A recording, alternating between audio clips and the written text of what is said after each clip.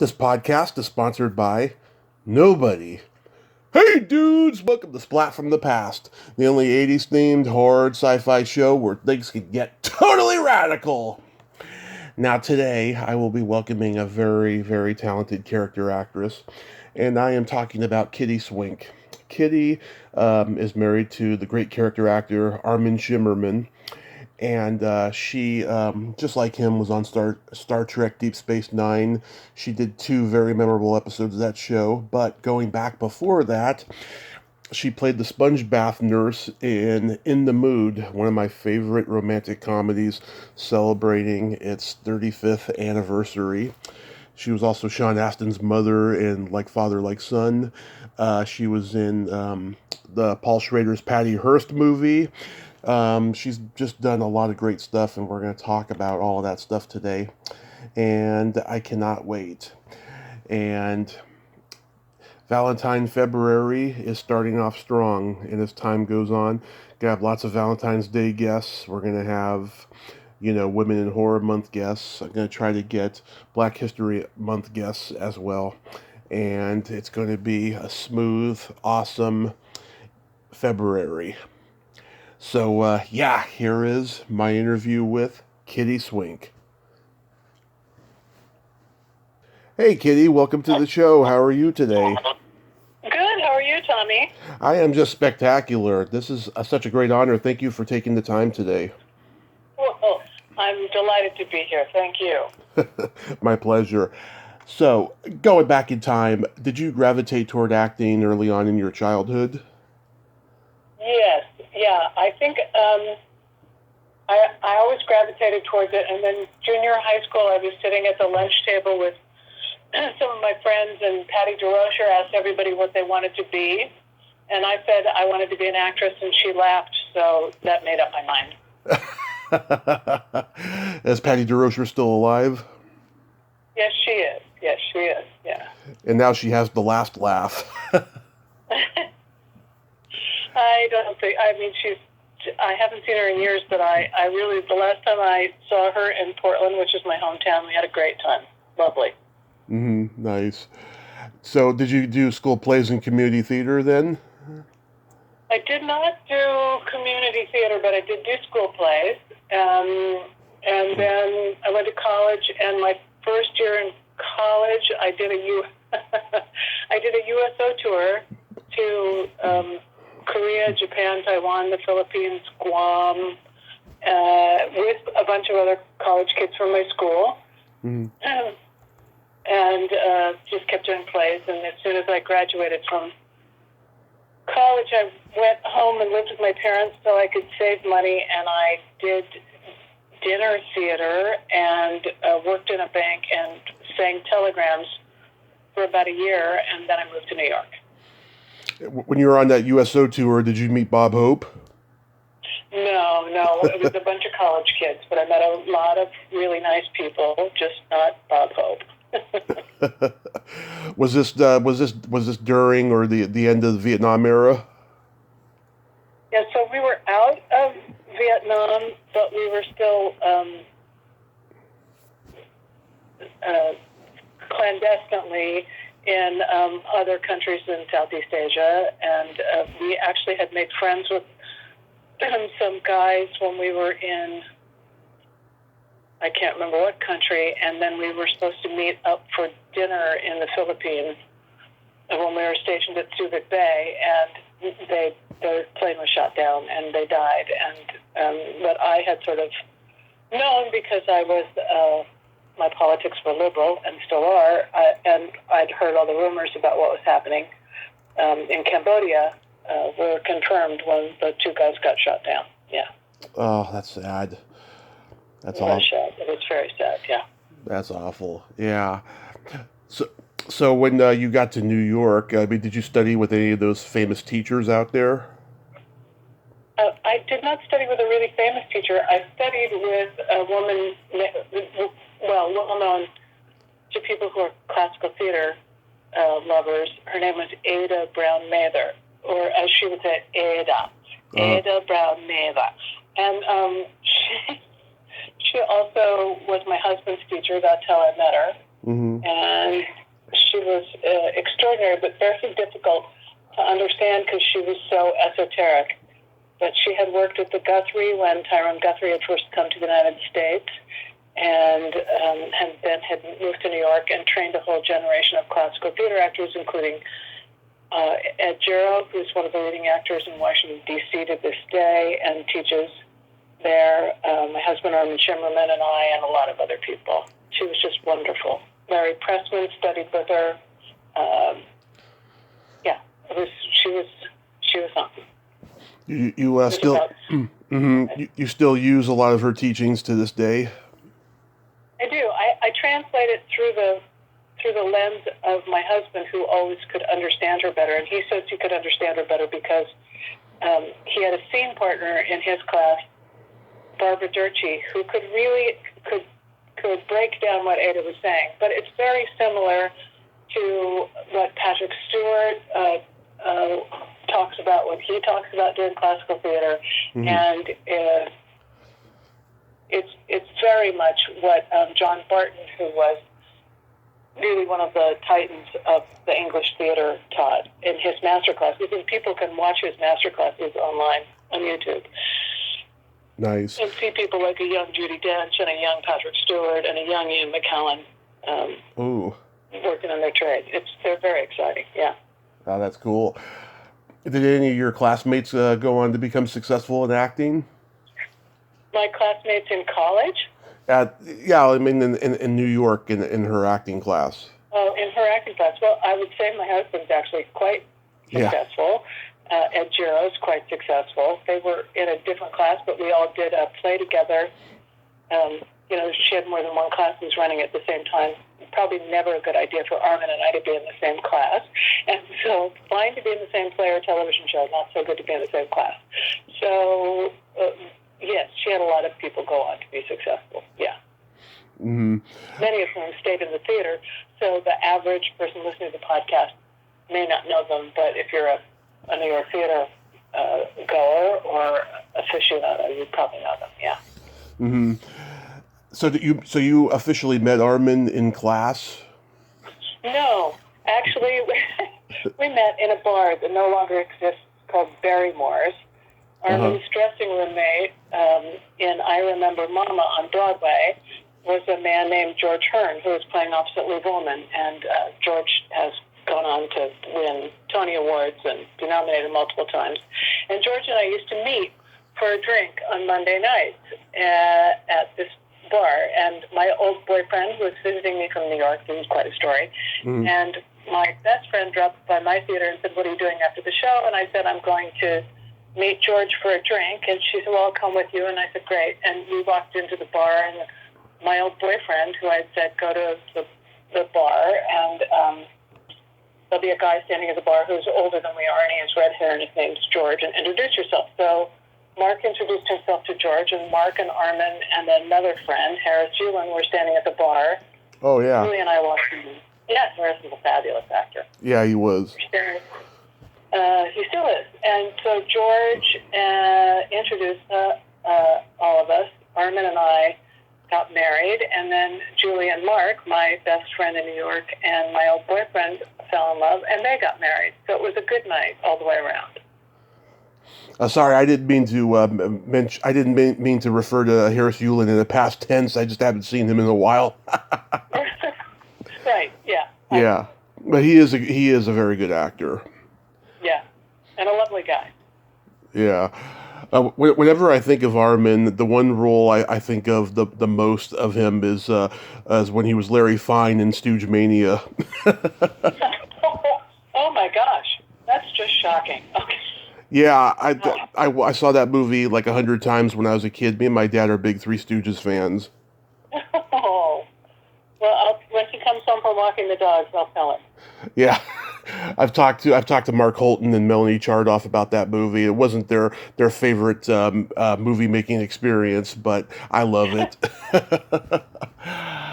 So, both of you did a lot of theater in New York before moving to Los Angeles. I don't know what a lot is, but yes, we were New York theater actors and regional theater actors. And the reason why we came to Los Angeles is sort of twofold. The one is that one of us was always out of town, and so we didn't see each other as much as we'd like. And the other problem was, well, it wasn't a problem. You just didn't make that big of a living doing theater. And Armin did a lot of commercials in those days, which I really didn't start doing until I lived in Los Angeles. But he got a pilot out of New York called Bulba. Oh, yeah. And, yeah, which was really quite wonderful, but didn't go anywhere because it was about a bunch of misfit people who worked in an American embassy, Right, on an island called Baba. And it was at that time, after the pilot was shot, but before they were picking things up, that a downfall of the Shah and the Iranian government and the takeover of the American embassy. So a bunch of bumbling embassy employees didn't seem like a very good idea for CBS at that time, and they didn't do it. But Armin went, not knowing it was the worst pilot deal ever made, I could make a real living. So we finished out the year in New York, and we went to Virginia and did the Love Labors Lost together, and then we came back and picked up and moved to California thinking we'd be bicoastal, but clearly we didn't really become bicoastal. We became Californians. Yeah, I know Bulba. I used to do stand-up comedy. I'm very familiar with Jeff Altman and Bill Hicks. They were in that pilot. Yeah, I didn't even know that existed till a few years ago on YouTube. I thought that was hilarious. Is it on YouTube? Yeah. Oh, one of my favorite moments is Greg Itzen coming out of the surf in a wetsuit with a briefcase manacled around his wrist. That will stick with me forever. Yeah, it's hilarious. It kind of reminded me of the Love Boat or Fantasy Island, and that it was an ensemble show of like a vacation type of a place. Exactly. Yeah. Exactly. With the least competent people you've ever met in your life. Exactly. Well, that's for the comedic effect. Yeah. Do you remember guest starring on First and 10? Oh yeah, and I'm still. I do. I became friends that day with, and now I can't say his name. This is just terrible. I just saw him a couple of months ago. John Kassir. What? John Kassir. Yeah, John Kassir, who was so much fun, and it was I think it was the first time I got guest star billing, and he was so delightful. We had so much fun. He's ridiculously funny, and one of the kindest people ever. Yeah, I do remember doing that. Wow, I'm impressed. Yeah, John. I've interviewed him and I've met him in person a couple of times. He is just the greatest guy. Very humble. I mean, he can have the longest line at a convention, and he gives everybody their time. He's just a great guy. Yes, he's a great guy, and also he's an extraordinary stage actor. Just extraordinary. I did not know that about him. I knew he's a good comedian and a great voiceover. I didn't know he was a good stage actor. Yep. Nice. Yeah, he's lovely. Yeah, he's lovely on stage. Creative and intimate, charming, just everything I like about an actor. He is. Nice. Then you played the sponge bath nurse in The Mood, which is one of my favorite romantic comedies. I love that movie. I love that movie. And interestingly, Armin was in the movie, but they cut him out because he was playing a priest. It's based on a real story. And the guy, Phil Robinson, who wrote and directed the movie, has spent a lot of time talking to Sonny Weiscarver, who the little kid is based on. Mm-hmm. And Sonny had told him about this Catholic priest who had tried to pick him up. And Armin got cast in that part.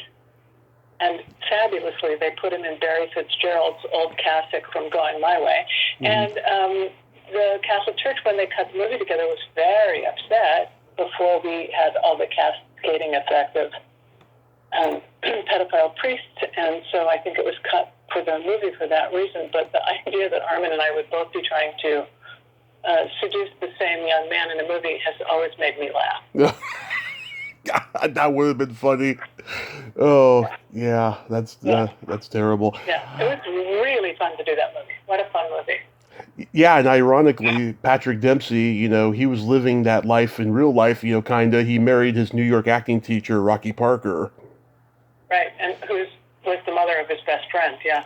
Yeah, I've interviewed her son and her daughter. They both requested don't mention Patrick. Oh, okay. Well, there you go. Yeah, I also interviewed the winking nurse in the hospital scene, Sarah Partridge. Oh, yeah. Like everybody was wonderful. And I sat with Phil Robinson Yeah. through the audition process. I was their reader. Hmm. And I got to watch all these fabulous actors come in, but particularly all these fabulous young guys who are coming in to read for Patrick Dempsey's part. So, River Phoenix was there, and Oh. I mean, just like Keanu Reeves came in and read, and I was just one wonderful actor after another came in to read, and I had the pleasure and went to school on all these young actors coming in and doing extraordinary auditions for that part. Wow, Keanu Reeves, River Phoenix, they were auditioning too. That is so cool. I did not know that. So many guys that you know now came in to read, and it was just one wonderful actor after another came in to read. It was so much fun, and I was so excited when they cast me in that part because what a role, what a terrific role. Yeah. Yeah, I remember the VHS tape of it because at the beginning they had an interview with the real Sonny Weiscarver. He was like 60 by that point, and he had no shame for what he did because obviously, because there was a movie out about him. Yeah, I think he died about 10 years ago or something like that. Uh, so then you played Sean Astin's mother and like father like son. I did, and Armin played his father. Oh, that's right, he did. So like when here's the story. I went in to read for that movie, and as I was walking out, the casting director said, "Say hi to Armin." The director had directed Armin in something on television and said, after I left, said, "Armin," and she said yes.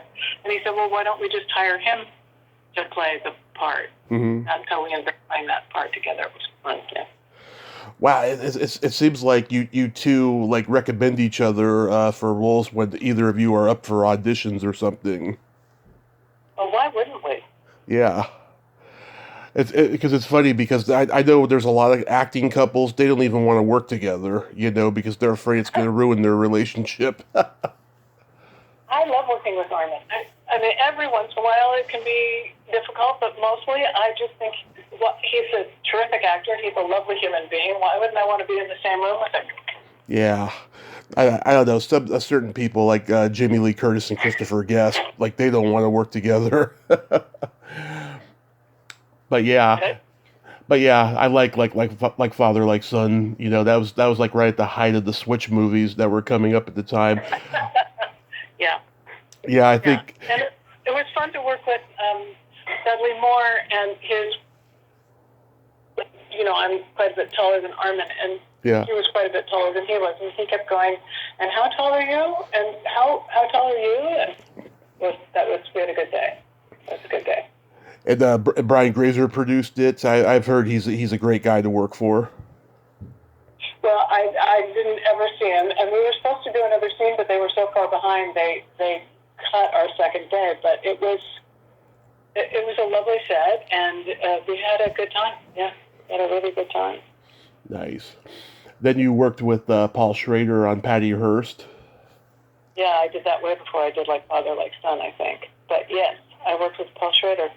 That must and a lot of extraordinary actors, several of whom are still friends of mine. Yeah, I'm friends with Olivia Barash, who played Hiza. I think that was her character's name. Oh my gosh, I haven't seen her in years. How is she? She's great. She's been working on this. She's a filmmaker now. She's been working on this film documentary about the Viper Room in L.A. for a long time. I actually got to check with her to see how far along it is so that I can have her back on to talk about it. But yeah, she's doing great.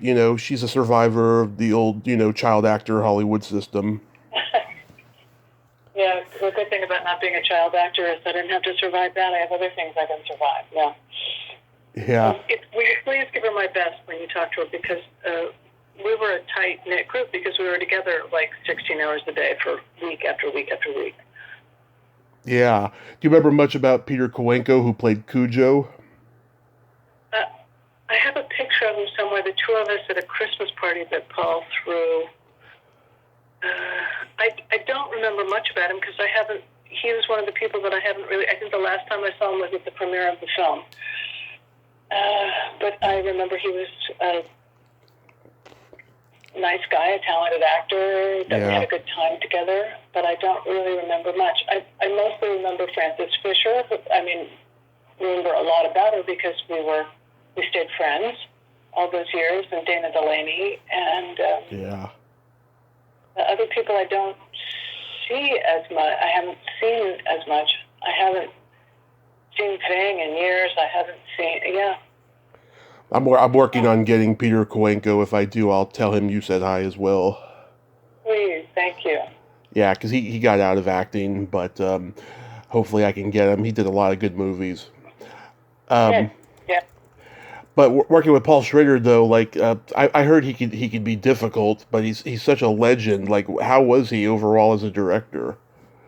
I didn't find him difficult. He wanted the work to be good, but he was not difficult in any way that I felt.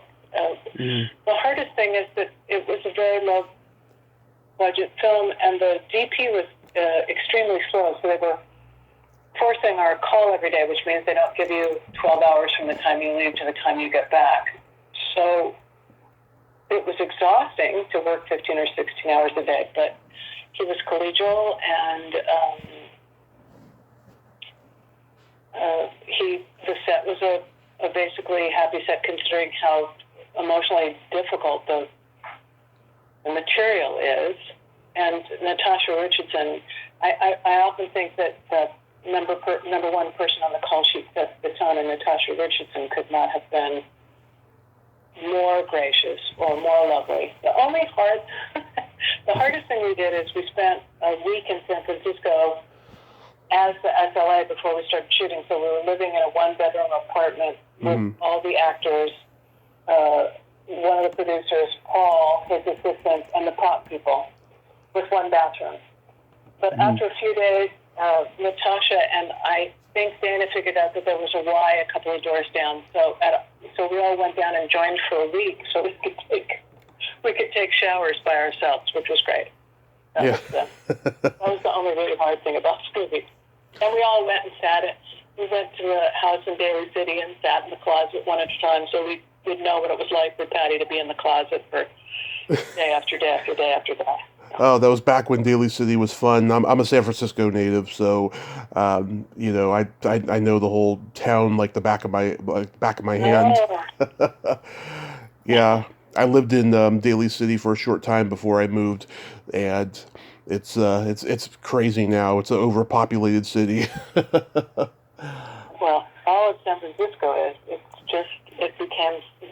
I think with the rise of what happened in all the tech stuff, Yeah. San Francisco became overrun by people who didn't have enough space, and they had money that they could spend, and it kind of pushed a lot of people out, I think. Yeah, there's very few natives over there now. It's all, people coming from, the Midwest to work in the tech industry. And it's really quite sad because everybody used to know everybody, but now everybody's all spread out over there. That's a sad story. I do love San Francisco. It's one of my favorite cities in the United States. Yep, mine too, for obvious reasons. So did Schrader have you all do research for the whole Patty Hearst scenario beforehand? They gave us books. They suggested books, and I read them all because I'm very research-oriented. Mm-hmm. And I am just old enough to have her kidnapping and the Hibernia bank robbery and all that stuff was so fresh in my mind. Even though it had been a long time before that. But I was old enough to have really been aware of it.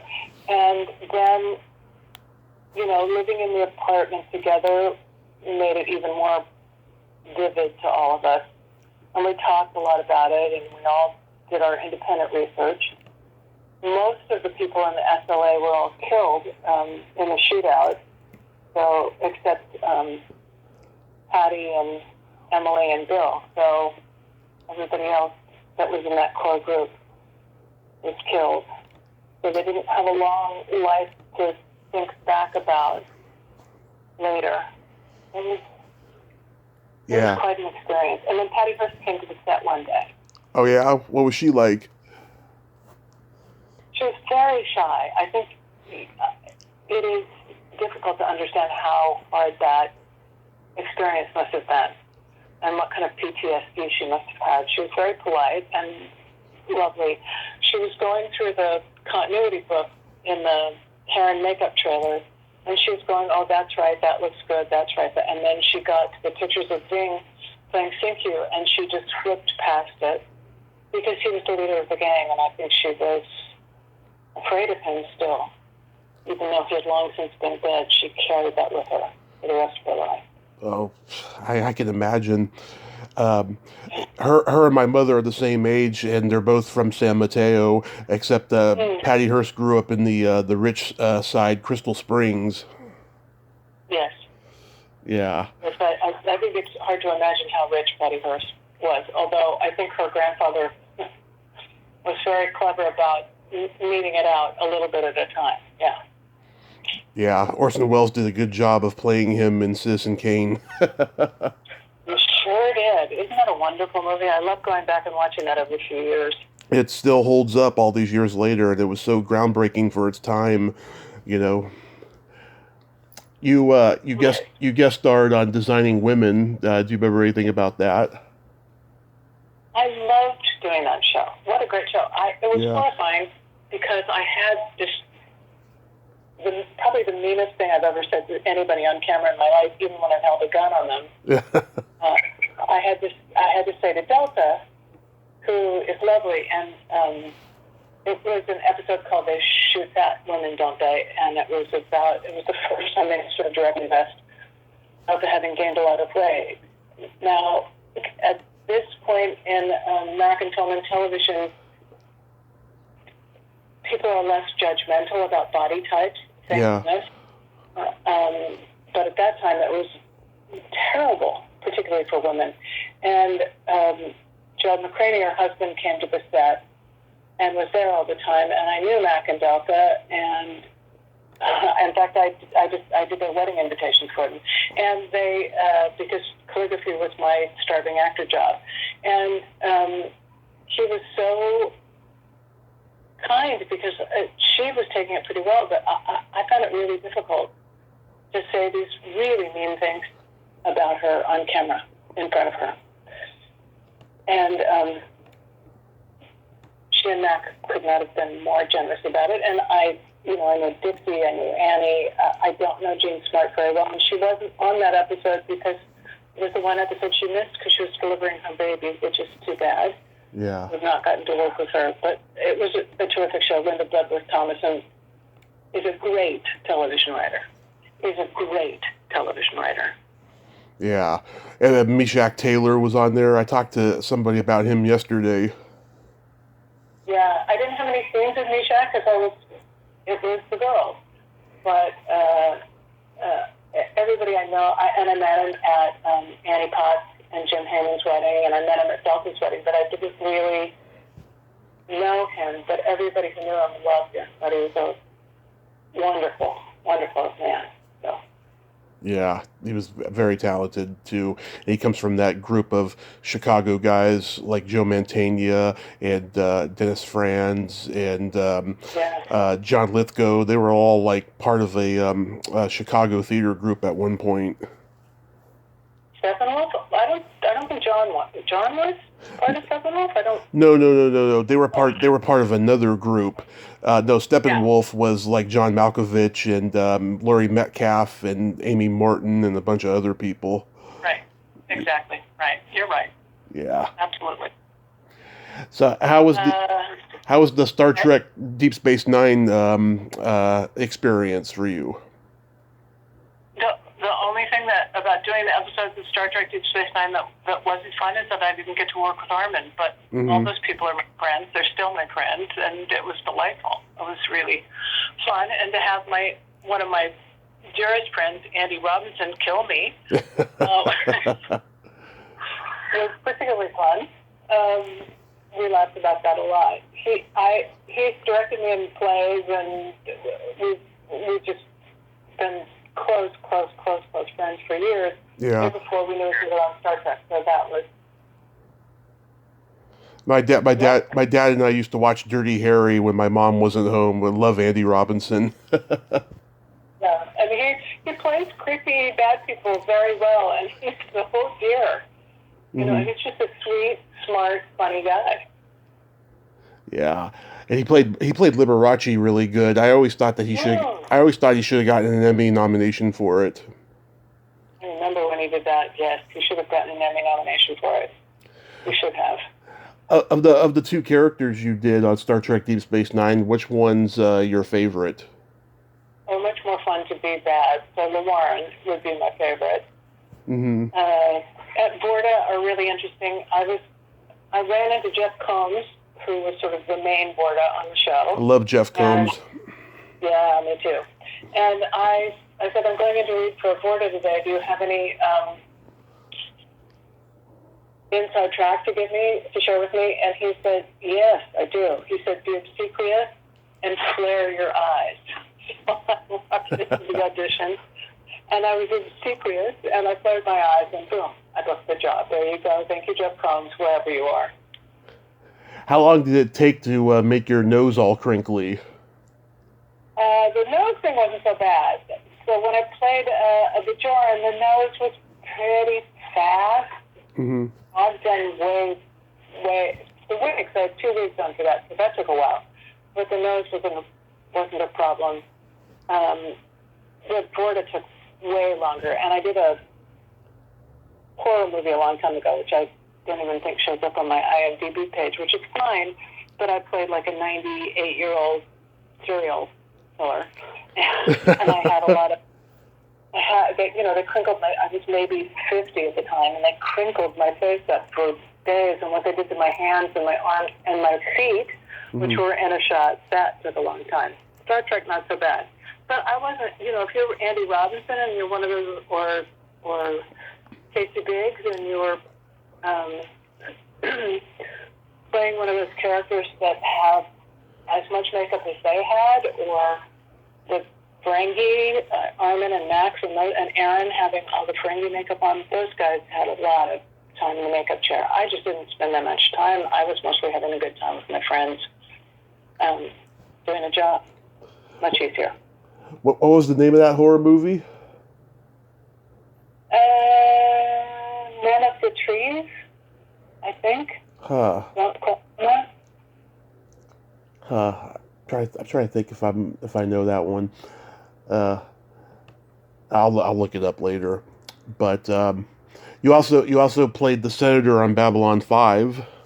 Yeah. Yeah. That was fun. That was fun. Babylon 5 was also another really nice set, and although I didn't do a scene with any of them, Mara Furlan was a friend, and Peter Jurasik is still a friend. Yeah. So that was wonderful. Yeah. Also, Stephen Hurst was in that episode. He passed away a couple years ago. Yeah. And the legendary Bill Boomey. Yes, who I don't know, but Armin does from doing voiceovers. They both are voiceover guys. Actually, most of the people on that show over the years I've known. So that was nice. Bruce Boxleitner, who when he and Melissa Gilbert were married, I used to see pretty frequently. Lovely guy. Yep. Yeah, it was a nice group of people. Yeah. Bruce Boxleitner and Peter Jurasik was in Tron. Oh, I forgot about that. Yeah. Forgot about. Yeah, One thing I really remember about seeing Tron was that we saw it in Santa Monica, and it had gotten really cold, and I had to go out of the theater, buy a sweatshirt, and come back in and watch the movie because I was so cold. That's a terrible thing to say about a movie, but that's what I remember. Well, my parents took my brother to see it the summer before I was born, and they came out of the theater thinking that they were just on an acid trip. Okay, you made me feel so old when you said the summer before I was born. I might punch you in the nose the next time I meet you. There you go. I'd be honored. Make my nose look like yours on that Star Trek Deep Space Nine. Okay, there you go. There's a great story about that. One time, Nina had an injury on the set, and they took her to the hospital, emergency room. She was fine, and the doctor she was trying to get the doctor to look, I can't remember, arm, leg, whatever it was, wherever she hurt herself. And the guy just was like, but what happened to your nose? It was before the show had premiered. She's like, it's not my nose, that's makeup. Look at my, so. Yeah, I've had my nose fractured a couple of times. It's no fun. Yeah, I broke my nose on stage once. That was not my favorite day. Oh, what happened there? I was doing a children's show, and I was sitting on a legged-up platform, which means I was sitting on like a platform. It's kind of a table, and my legs were swinging underneath the table, and my hands were in my pocket, and one of the other actors walked too closely behind me, and I went down. I made a perfect three-point landing on my knees and my nose, and, heard this crack and blood started pouring down my face. It was just not with the last song in the show with blood coming down my face, and sort of ran off stage. But I was young, so there you go. I was probably 21 at the time. Oh, yeah. Yeah, I've heard similar stories about people getting injured, especially on Broadway.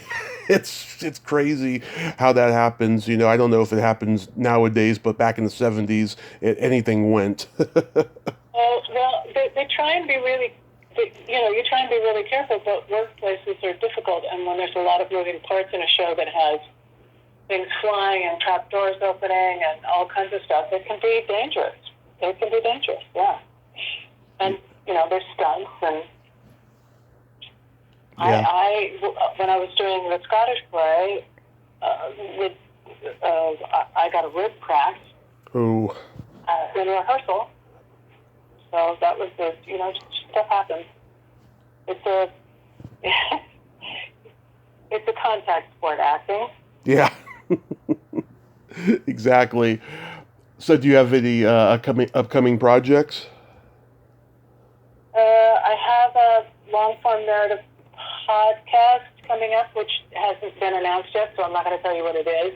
I have a podcast that's on right now from the NTS Theater Company, which I'm a former artistic director of and still a member of the acting company, called The Six Pianos of Miradero. Mm-hmm. And you can hear that online right now under the Zip Code Plays on any of the major podcasting platforms. I'm kind of proud of that, and I'm looking for a job like everybody else. Wow, how long have you been podcasting for? I've done a bunch of narrative voiceover work. Not as much as I'd like, but it's so much fun because it's so.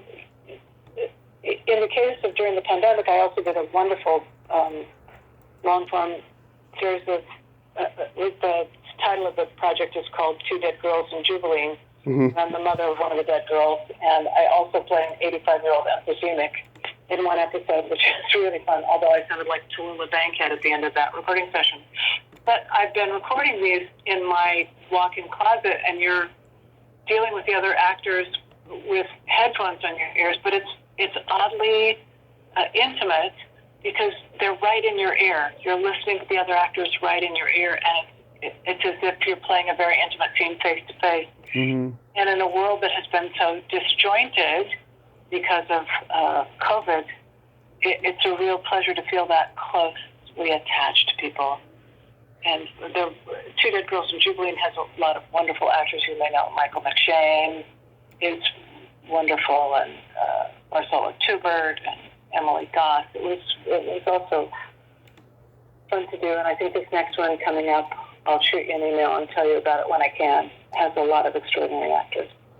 Nice. Yeah. Nice. I've been just so grateful for the podcast world. It's been a real saving grace for me, and I think so many people should start their own podcast and influence people. You know. Well, you clearly have been very busy doing it. You've done so many interviews. Wow. I know, and funny thing is, by 2019, I thought I was going to be finished, and then when the pandemic hit, next thing you know, people who were busy in the previous years were finally available, and I just been, in quarantine, just doing one after another, and I'm still loving it, but it's just like there's so many other things I want to do now. I just hope that the world can, return to some kind of normalcy so I can accomplish other things. Well, go accomplish other things, and I hope everybody gets vaccinated and stays safe, and we all get better. I hope it gets better. Yeah. Yeah. How's your situation been over there? Fine. We're fine. We're good. We're of us knock wood have had COVID, but we've had a lot of friends who've had it. A lot of friends who've had it. Even in Omicron, there are some breakthroughs, but mostly before Omicron, we've had. Oh, hello, dogs. My dogs just came in the house. Yeah. And Armin. Yeah, in California, I can get a good long walk, and even at the height of things being laid out at the beginning, before we had any real knowledge of what to do, I was able to take socially distanced walks with close friends, and that was so helpful. That really kept me from going out of my mind. But I like to move. I like to get out and walk every chance I get. Yeah, I mean, our gym over here closed right when quarantine started, and I was on a diet. I lost like 30 pounds before quarantine started, and then I gained weight back. And now that the gym reopened again last July, I just been back in the gym any chance I get. Good for you. Yeah, I mean, no one uses it. I mean, it's always empty every time I go, so that's a plus too. That's good. Yeah. Safe for you. I hope they're not so empty that they go out of business, but safe for you, and good for you for going to work out. And how great it is that you are taking care of yourself that way. That's wonderful. That's wonderful. Yeah, my physical results in around Christmas time of 2019 were not good, so I had to correct that, and I still got a long way to go, but I'm going to keep on doing it. Good for you. Yeah. Good for you. I was curious. Do you do the Star Trek conventions? Yeah. Yeah. I was in Las Vegas this summer, which was fun. It was the board of panel, so Molly Higgins was there. Caitlin Hopkins and Jeff Combs and I went, and all that was great fun. I've done a lot of them. I particularly love when we go to England or Australia or New Zealand. That's spectacular to have the added benefit of seeing the world. What's the craziest or the most interesting thing a fan has ever asked you to sign?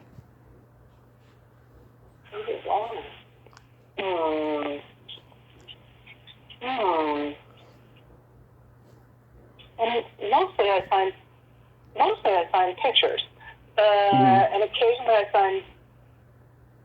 I have several trading cards, Babylon 5 and Star Trek trading cards. So I do sign those. I'm not Armin or one of those guys that has a lot of merchandise out there. Yeah. You remember that one time Renee Bertrand was asked to sign a person. Mm-hmm. They asked to be signed themselves in indelible ink, and I thought, well, that won't, even with indelible ink, that's not going to last very long. Seems like a bad investment.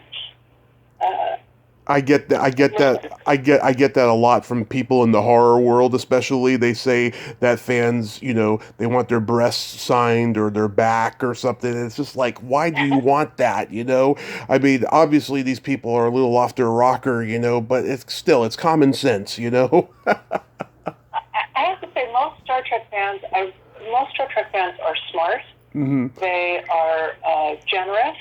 They are fun to talk to. They're curious. I like Star Trek fans a lot. I don't know the horror world very well, although I have a very dear friend, Amanda Wiss, who's... I know Amanda. Yeah,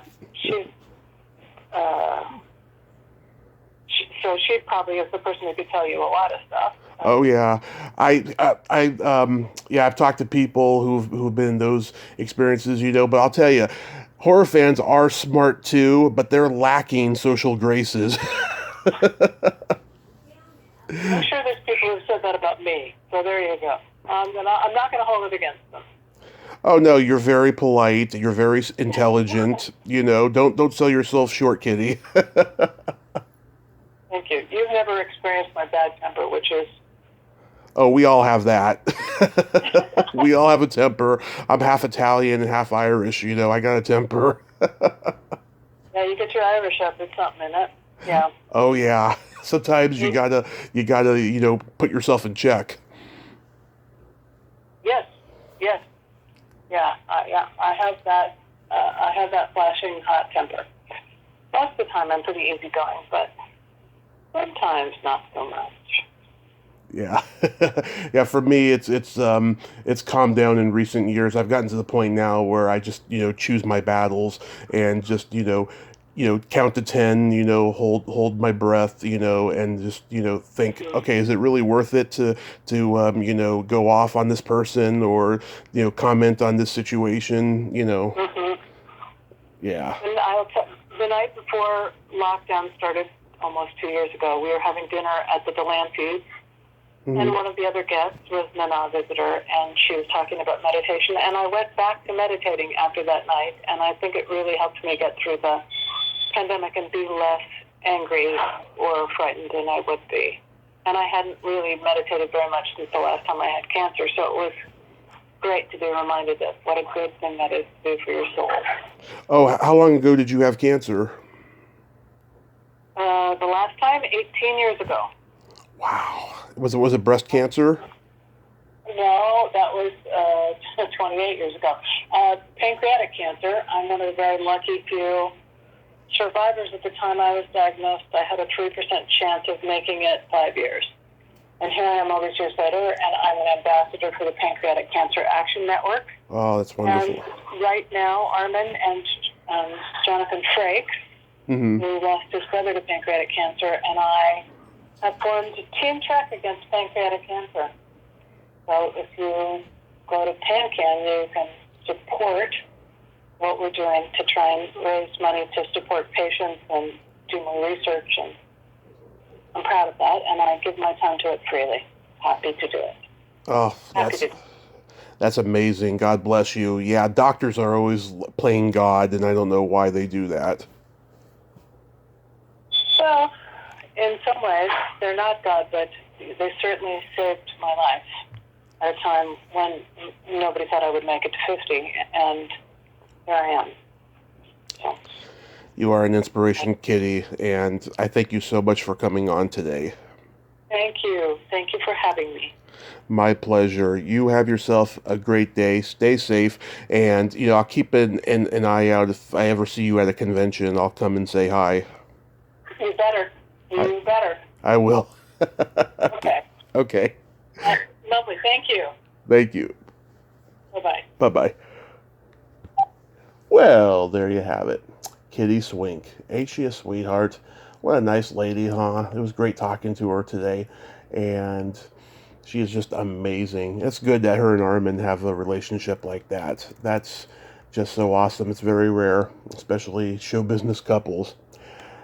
Well, until next time, this is Tommy Throwback Kovac saying, there's no shame in living in the past, because the present sucks. Later, dudes.